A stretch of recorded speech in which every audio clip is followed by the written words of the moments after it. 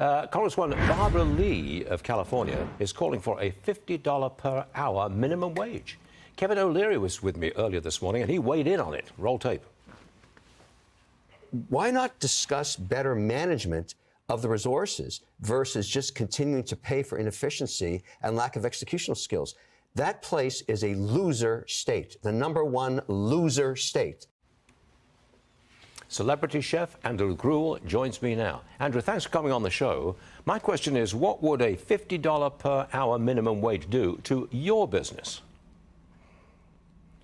Yeah, hands down, this would completely decimate every single business in the state of California, albeit maybe there'll be 1% of, high-end retail businesses that still remain open. But number two, what I want to throw out here is that there's thousands of state jobs in California. Why don't they just step forward and start paying people $50 an hour today? Well, because they can't afford it. And if this is about actually putting more money in the pockets of the workers, why don't you just cut payroll taxes so that people are taking more money home? Because they can't afford it. So to ask a restaurant, which in a phenomenal scenario is profiting 10% on, let's say, 30% labor cost, to double their labor cost to 60%, that means they're going to be net negative 20%. Every single restaurant will close overnight. Are you comfortable with the way California is run? Because it doesn't seem to be in favor of business much at all, does it?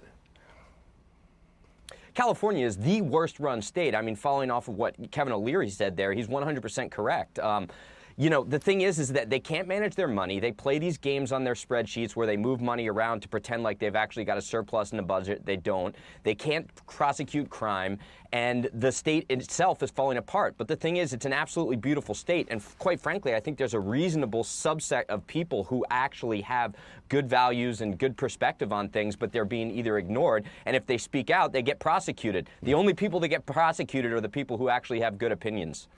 Andrew, when I go out to eat, I'm astonished at the high price of a restaurant meal. And I'm pretty sure this is true all across the country. Are these high prices driving business away from your restaurants? Yeah, so what happens is that if you maybe had like a visit once or twice a week, that person's going to come once every 2 weeks at best because the prices are so high. It's not that they don't love your restaurant, it's just that everything's being priced out of the market. So ultimately, eating out, even in fast food, is becoming a luxury experience as opposed to something that can keep jobs, on the spreadsheet and can keep restaurants going day in and day out. Are you financially strapped? Oh, you know what? It's not just about being financially strapped anymore. You can't even get loans because the rates are so high, because it's so risky to get the necessary loans, that it's all friends and family and angels. And every single day you're living so close to the edge, but you want to be able to take care of your team members, that you don't even know how you're going to survive the next day if you don't get at least X amount of people in your doors, and then prices just go up and then they tax you more. That's a real tough situation for businesses all across the country. Thanks for coming on the show and telling us how bad it is. Andrew Gruel, we appreciate you being here. Thank you, sir.